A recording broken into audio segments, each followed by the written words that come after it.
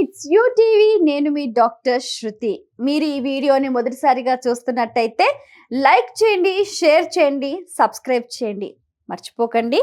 నాగపంచమి శ్రావణ మాసంలో వచ్చే శుక్లపక్ష పంచమిని నాగపంచమి, గరుడ పంచమి అని కూడా చెప్తూ ఉంటారు.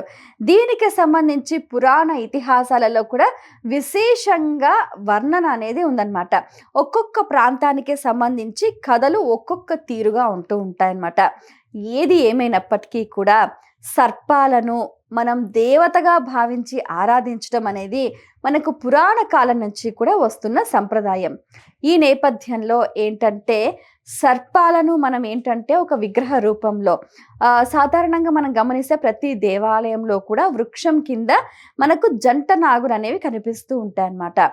అయితే వాటికి మనం ఎలా పూజ చేయాలి అని అంటే చక్కగా ఫస్ట్ ఏంటంటే నీళ్ళతోటి అభిషేకం చేయాలి, తర్వాత పాలతో అభిషేకం చేయాలి, తర్వాత బియ్యపిండి నీళ్లతో కూడా మనం వాటికి అభిషేకం చెయ్యాలి. తర్వాత బియ్యపిండి బెల్లం కలిపిన దీపాలను సిద్ధం చేసుకోవాలి. బియ్యపిండి బెల్లం కలిపి ఒక ప్రమిదలాగా చేసుకొని దాంట్లో ఆవు నెయ్యి వేసి దీపాలను వెలిగించాలన్నమాట. ఆ తర్వాత అరటిపళ్ళు, అలా మనము నాగదేవతలను ఆరాధించాలి. ఆరాధించి ధూపం, దీపం, నైవేద్యం, మంగళహారతి. కొంతమంది ఏంటంటే పానకం, వడపప్పు కూడా నైవేద్యం చేస్తుంటారు. ఇది ఎలా మనకేంటంటే విగ్రహం గుళ్ళో చెట్టు కింద ఉన్న విగ్రహానికి చేసే పూజా పద్ధతి. సాధారణంగా ఏంటంటే నాగపంచమికి చాలామంది పుట్టకెళ్ళి పాలు పోసే సంప్రదాయం కూడా ఉందన్నమాట. మరి ఇప్పుడున్న ప్రస్తుతం ఈ సిటీ కల్చర్లో పుట్ట దగ్గరికి చాలామంది వెళ్ళటం అనేది కష్టమే అని చెప్పుకోవాలి. వెళ్ళి పోస్తే పర్వాలేదు, కానీ మరి ఆ పాములు కూడా పుట్టలో ఇంతమంది ఒక్కసారి వెళ్ళి పోస్తే కూడా సఫకేషన్ అవుతుంది, మరి పాములు ఇబ్బంది పడతాయేమో తెలీదు. కానీ ఏది ఏమైనప్పటికీ కూడా శివుని కంఠంలో ఆభరణంగా ఉన్న నాగేంద్రుడు, అలాగే విష్ణుమూర్తికి శయనంగా ఉన్న నాగేంద్రుడు, గణపతికి యజ్ఞోపవీతంగా ఉన్న నాగేంద్రుడు, మనకు మన శరీరంలో కుండలిని శక్తిని జాగృతం చేసే నాగేంద్రుణ్ణి, ఆ సర్పాలను మనలో ఉన్న శక్తిని జాగృతం చేయటానికి సర్ప ఆరాధన అనేది తప్పనిసరి అని చెప్తూ ఉంటారు.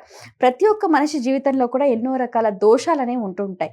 అయితే ముఖ్యంగా ఏంటంటే బియ్యపిండి, బెల్లం ఈ పదార్థాలను ఉపయోగిస్తూ మనం ఆ రోజు నాగ ఆరాధన అనేది చెయ్యాలి. ఒకవేళ ఎవరికి ఏ మంత్రం వచ్చినా రాకపోయినా ఓం శ్రీ నాగేంద్రాయ నమః అంటూ కూడా మనం జపిస్తే సరిపోతుంది. లేకపోతే మనం ఓం నమ శివాయ అనే పంచాక్షరి మంత్రాన్ని జపించినా పర్వాలేదు అని కొంతమంది చెప్తూ ఉంటారు. ఏది ఏమైనప్పటికీ భావన అనేది ముఖ్యం. స్వామి మమ్మల్ని, మా కుటుంబాన్ని కూడా కాపాడు తండ్రి అని. అయితే ఒకానొక సందర్భంలో ఏంటంటే తెలియక చేసిన ఒక పాపానికి ఆ నాగుపాము ఆ కుటుంబాన్ని పట్టి పీడిస్తుందన్నమాట. అయితే ఒకానొక సందర్భంలో ఆ ఇంటి వాళ్ళు భక్తి శ్రద్ధలతో నాగేంద్రుని పూజించి గిన్నెలో ఇన్ని పాలు పెడితే ఆ నాగుపాము వచ్చి పాలు తాగి వెనక్కి తిరిగి వెళ్ళిపోతుందన్నమాట. ఇంకా అప్పటి నుంచి కూడా వాళ్ళు ఆ సందర్భాన్ని, ఆ రోజుని వాళ్ళు జ్ఞాపకం పెట్టుకొని కూడా నాగపంచమి ఆరాధన చేయటం అనేది ఒకటి. ఈ నాగ ఆరాధన ఏంటంటే ఫస్ట్ ఏంటంటే పుట్టలో వెళ్ళి పాలు పోయటం, నాగేంద్రుడికి పుట్టమన్నుని ధరించటం అనేది ఒక సంప్రదాయం. పుట్టలో కొంతమంది కళ్ళు, చిన్న నాగుపాము అంటే వెండి కళ్ళు, చిన్న నాగుపాము పుట్టలో వేసే సంప్రదాయం కూడా ఉందన్నమాట. రెండోది ఏంటంటే పుట్ట దాకా వెళ్ళలేని వారు దేవాలయంలో వృక్షం కింద ఉన్న జంట నాగులకు పూజించటం.